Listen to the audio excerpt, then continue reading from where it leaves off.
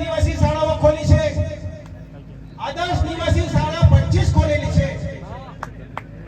હવે આદર્શ નિવાસી શાળાની અંદર 515 શિક્ષકો છે જરૂરિયાત, એની સામે 219 શિક્ષકો મૂકેલા છે। હવે આપણા છોકરાઓને આદર્શ નિવાસી શાળામાં સુવા માટે મોકલવાના છે આપણે? આ સરકાર શું કરે છે? આપણી શાળામાં તમે જોવો એક શિક્ષકની શાળા ચાલે, તમે જુઓ મારા ગામમાં ડેકાઈમાં એક જ શિક્ષક છે, સિંધાપરાની શાળામાં એક જ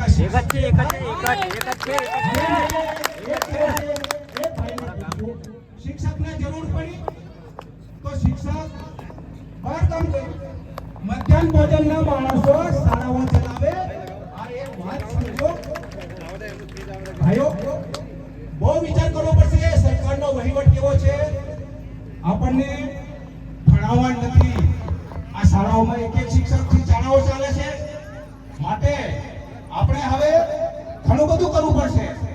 અને જ્યારે આ જંગલની જમીનો છે, આપણે એનો ઉપર આપણો અધિકાર છે, આપણે એના અધિકારમાં આપણે આપણી જમીનો છીનવી લેવાય છે, આપણને બાદબાકી કરવામાં આવે છે। તો હવે આપણે શું કરવું પડશે? સંગઠિત થવું પડશે।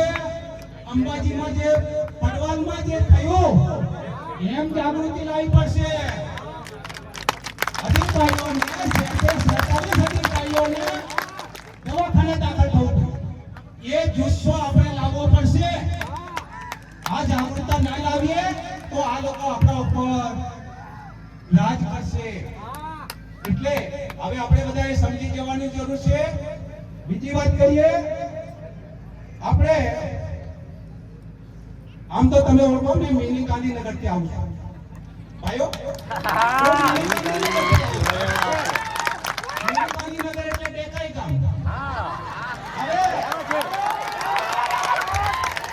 એ મારી શાળાની અંદર એક જ શિક્ષક છે, તમે જોયો રસ્તો જોયો, બાલ મંદિર 2-3 વર્ષથી પડી ગયું, સિંધિયાપરામાં પડી ગયું।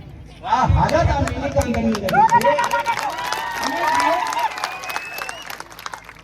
હવે બીજી વાત કરીએ, આપણા છોકરાઓ ગ્રેજ્યુએટ છે, બીકોમ થયેલા છે, જે તે ટાઈમે કોણ સેવા પસંદગી જિલ્લા પંચાયત હતી, મારે સેક્રેટરી સાહેબને વચનદાર વાત કહેવી પડશે, તમારે આ મુદ્દો રજૂઆત કરવો પડશે વિધાનસભાની અંદર। કોણ સેવા પસંદગી જિલ્લા પંચાયત, તો આપણા છોકરાઓની જે ભરતી થાય, શિક્ષકની થાય, તલાટીની થાય, ગ્રામ સેવકની થાય, ફોરેસ્ટરની થાય, તો જિલ્લામાં થવી જોઈએ। આ રજૂઆત સાહેબે કરવી પડશે। હવે ત્યાં સુધી આપણો ઉદ્ધાર નથી, ગાંધીનગરમાં આ બધું લઈ ગયા, આપણે છોકરાઓને મેળ નથી પડતો। હવે આપણે ત્યાં સુધી આવું આવું કરવાનું, આપણે છોકરાઓ પરીક્ષા આપે, ભાઈ મેરિટમાં નથી આવ્યો, દોડમાં નથી આવ્યો, એટલે એમ કે આપણા બધા વાંક ગુના ઉગડ આપણા છોકરાઓ ફેલ થાય। આપણા છોકરાઓ દોડમાં હોય તો ઘોડાની જેમ દોડે, હવે આવા છોકરાઓને ફેલ કરે, આટલી મિનિટ ઓછી પડી, એટલે આપણે જાગવું પડશે। હવે એક જ વાત કરી દઉં, આપણે ધર્માંતરની વાતો ચાલે, ધર્માંતરની વાતોની અંદર જે પેચન છે, મિશનરીઓ છે। હવે મિશનરીઓની અંદર એવું છે, જે લોકો ભણાવે છે, ખવડાવે છે અને સારામાં સારું શિક્ષણ આપે, અને એટલે મિશનરીઓના પ્રતાપે જો આ 70% આઈએસ અધિકારી જો બનાવ્યો હોય તો મિશનરીઓ બનાવ્યા, આ કોઈ બીજાએ નથી બનાવેલા।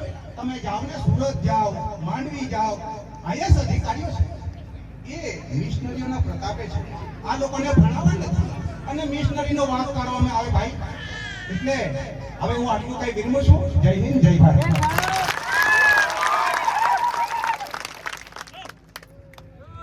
ખૂબ ખૂબ ધન્યવાદ।